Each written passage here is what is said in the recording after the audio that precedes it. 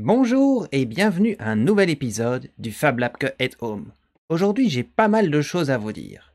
Tout d'abord, pour ceux qui ont essayé de faire l'expérience à fabriquer du yaourt eux-mêmes avec du jus de citron, j'ai refait l'expérience et ça fonctionne beaucoup mieux si vous mélangez le lait avec du simple yaourt et vous le laissez au chaud sur un radiateur pendant quelques heures. Ça fonctionne mieux et ça fait un yaourt absolument délicieux. Je vous conseille d'essayer. Deuxième chose, la Scientothèque organise des ateliers pendant les 2 semaines de vacances de Pâques que vous pouvez faire à la maison. Si ça vous dit, le lien est dans la description. En tout cas, nous, on va suivre ça de près, ça a l'air très intéressant. Et enfin, on va maintenant faire une petite expérience, comme à chaque fois. L'expérience de cette fois-ci, c'est autour de la tension superficielle de l'eau. Alors, pour faire cette expérience, il ne vous faut pas grand-chose. Je vais vous montrer, j'ai préenregistré une petite séquence. On va la regarder ensemble. Alors, pour faire cette expérience, il nous faut un bol dans lequel je vais mettre de l'eau, un petit morceau de papier toilette si vous en avez encore, et une épingle que nous allons essayer de faire flotter sur l'eau.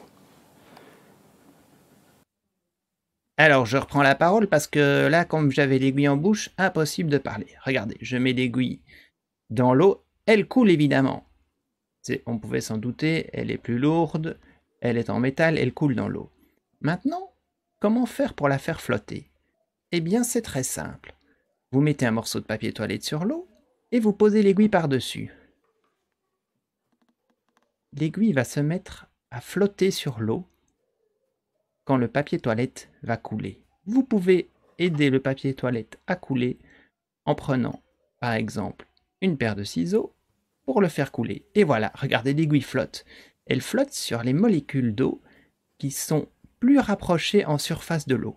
Alors Gérard nous a fait un super tuto, comme à chaque fois. Il est en lien de cette vidéo, avec plus d'informations qui vous expliquent comment ça fonctionne. Regardez là, avec la paire de ciseaux, je peux faire déplacer l'aiguille. C'est une petite expérience en plus, parce que la paire de ciseaux est magnétique. Et voilà! Encore une expérience réussie. J'espère que vous vous êtes bien amusé, que vous allez faire l'expérience à la maison, et on se revoit bientôt. Ciao ciao!